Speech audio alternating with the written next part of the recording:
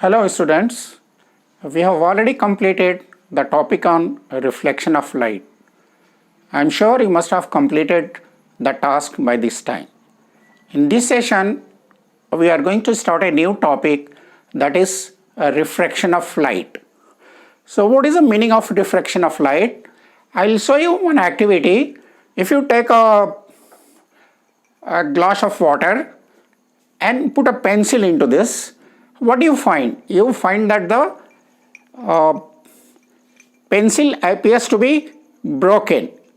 If you look from this side, you find that the pencil is in two parts, but the pencil is only one. It's not broken. But if you put in this, you find that pencil is broken. Why does it happen? What is the reason for this? What do you find? It appears that the pencil is displaced at the interface of air and water. What is happening is the light which is reaching from the bottom of the pencil, when it comes into the air, it appears to bend. So you find that the pencil is broken. This is what we call the refraction of light.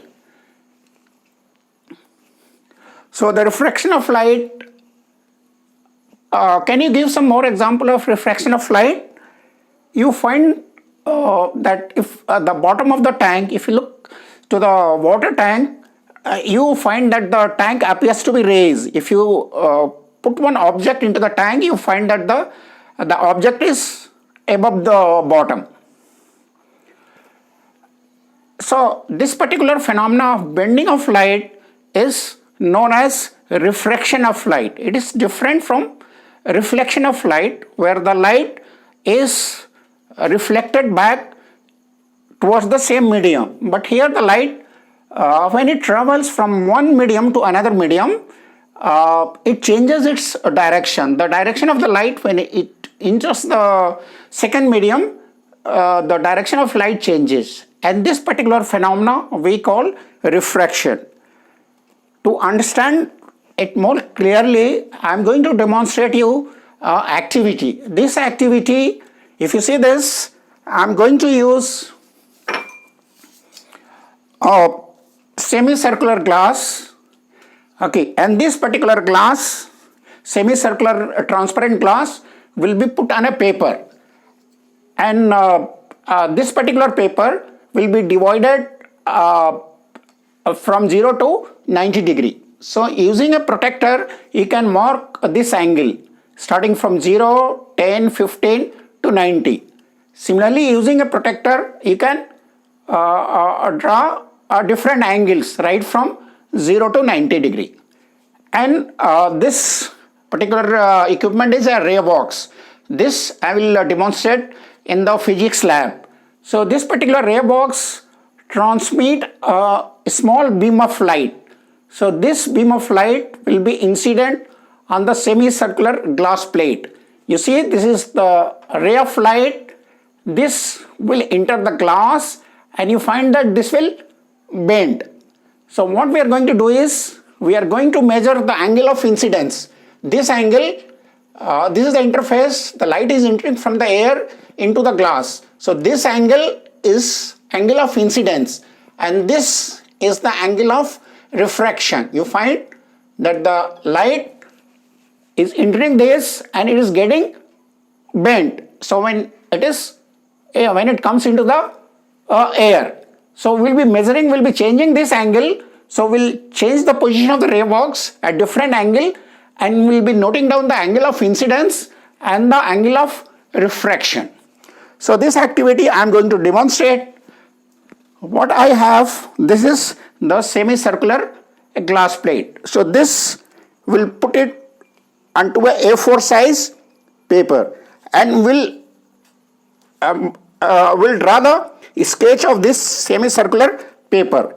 Using a protector, we can mark the angles like from 0 degree to 90 degree. Similarly, you can mark from 0 to 90 degree. Now using the ray box, will be directing the ray of light from here to the center of the semicircular glass, and the light will come out at a different angle. So we'll be noting down the angle of incidence and the angle of refraction, and we'll tabulate this into this form.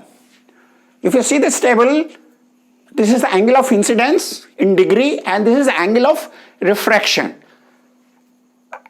So for all the four values, we'll be noting down angle of incidence and angle of refraction. Now if you take the sine of angle of incidence and divide it by the sine of angle of refraction, you will find that this ratio always remains constant. So even if as the angle of incidence is changing, the angle of refraction also is changing. Like in this case, angle of refraction is as the angle of incidence is reducing, angle of refraction is also reducing. But the ratio of sine of angle, sine of incidence and sine of refraction angle is 1.53.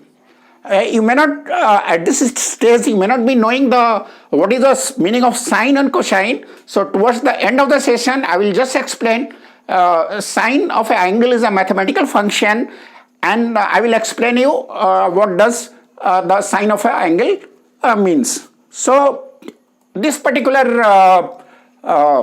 phenomena we can write as a law of refraction. So that means if I is the angle of incidence, okay, which is measured in the medium 1, like if you saw in the previous slide, medium 1 is the air. So the light is going from medium 1 to medium 2, and R is the angle of refraction. So the angle of refraction is in medium 2. Then the sine of the angle I divided by sine of the angle R is remain constant, and this constant is called the refractive index. Is called the refractive index of medium 2 with respect to medium 1.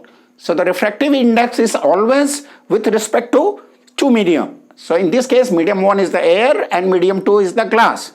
So N21 denotes the refractive index of glass with respect to air.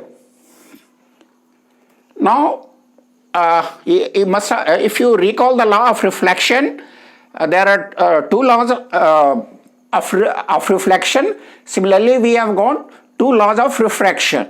So the first law is the incident ray, the refracted ray, and the normal to the interface of two transparent media at the point of incidence, they all lie in the same plane. So this is similar to the law of reflection. Only thing is the word reflected is replaced by word refracted. So all the three ray, incident ray, refracted ray, and the normal to the surface, they all lie in the same plane. The law number 2 is different. There in the case of reflection, we saw that angle of incidence is equal to the angle of reflection. In this case, it's not so. Here it is the sine of the incidence angle divided by the sine of the angle of refraction is a constant, and this constant is called the refractive index. Now this particular law, sine I divided by sine R, also is called Snell's law. The Snell's is the name of the scientist. So this law is called the Snell's law of refraction. Apart from the ratio of the angle, the refractive index also gives the speed of light in the medium. As you know, the speed of light in the air is maximum. It is 3 into 10 to the power 8 meter per second.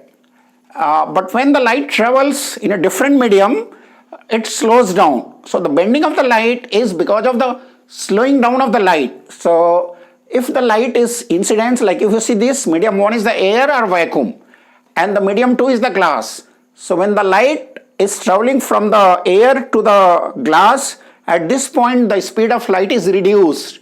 So because of the reduction of light, it bends. So the refractive index also gives you what is the speed of light in the medium. So the refractive index also can be defined as the ratio of speed of light in medium 1 divided by speed of light in medium 2. So in this case, if V1 is the speed of light in air, that is medium 1, and V2 is the speed of light in the medium 2, that is a glass. So this ratio is denoted by N to 1. 2 for medium 2, 1 for medium 1. So if you find that the medium 2 is a denser medium, so the speed of light will be reduced. So the refractive index is always more than 1 for all the medium except vacuum. So vacuum, the refractive index is 1. Sometimes we do not use N to 1, we use the term what we call is the absolute refractive index. So in this absolute refractive index, we assume that the one is air. So the first medium is always air or vacuum. So we define the this refractive index of the medium with respect to air is called absolute refractive index. So the medium 1 is always vacuum or air, and so we drop the second number, and this is represented as Nm, means N for refractive index, M for medium. And we say Nm is the speed of light in air because it was medium 1, and speed of light in the medium where we are interested in measuring the refractive index. So the formula for absolute refractive index is C by V, where C is the speed of light in air and V is the speed of light in a medium. Sometimes we drop the term absolute and we just say refractive index of glass. So it is presumed that the refractive index is with respect to air. So this the absolute refractive index of a medium is simply called the refractive index. Now I'm going this table will show you the absolute refractive index of some of the materials. For air, it is close to vacuum, so it is 1.0003. So you find that the refractive index of air can be taken as a refractive index of vacuum. For water, it is 1.33. That means if the refractive index is 1.33, that means speed of light in water is reduced. So you want to find out the speed of light in water, you have to divide the speed of light in vacuum with a refractive index that is 1.33. And for the different type of glasses, the refractive index also is different. For diamond, it is the maximum. You see the diamond refractive index is 2.42. One important point you have to know that when we say the denser medium, we are talking about the optically denser. We are not talking about the mass density. There is a difference between the optical density and the mass density. For example, if you look at the kerosene, okay, kerosene has got a higher refractive index than the water, okay, though its mass density is less than water. So the mass density of the kerosene is less than the water, but optically it is denser because the refractive index of the kerosene oil is more than the refractive index of water. Yeah, as I told you, some of you may not be knowing the sign of an angle, because it is part of your mathematics which will be taught maybe when the school opens. So the sign of an angle, you take any right angle triangle. Okay, here it is right angle triangle. So we define the sine of an angle A. Okay, the sine of A is equal to the opposite side, that is BC, divided by the hypotenuse. Okay, so A by C is the sine of angle A. For example, if you take A as 45 degree, and this is always defined for a right angle triangle. So A is 45 degree, this is 45 degree, and this is 45 degree. So if you take sine of 45 degree, if this is 1 and this is 1, this will be root 2. You apply the Pythagoras theorem. So sine 45 will be 1 divided by square root of 2. So it does not, like if you take, if you want to find out the sine of any angle, what you have to do is draw a right angle triangle and draw the angle. Say if you want to find out what is the sine of a 30 degree angle, so you draw a rectangle 90 degree, 30 degree, you measure this BC and measure this C. Okay, so you will find that sine 30 is always 1 by 2. So if your this A is 2, then you find that C will be 4. So sine 30 degrees 1 by 2. Similarly, sine 45 degrees 1 by square root of 2.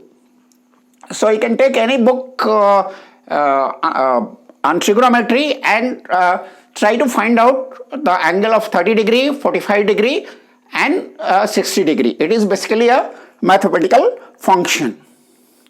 So before I close, you have to answer these 3 questions. First is a ray of light traveling in air inches obliquely. Obliquely means at an angle. So the ray is entering from the air to water. So does the light ray bend towards the normal or away from the normal?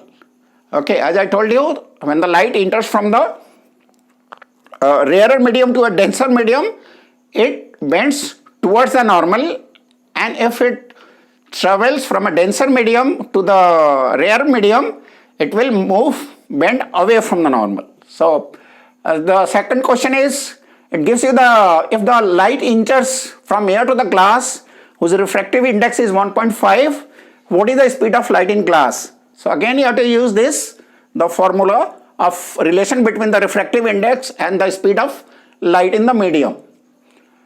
Question number 3, the refractive index of diamond is 2.42. So what do you mean by this statement?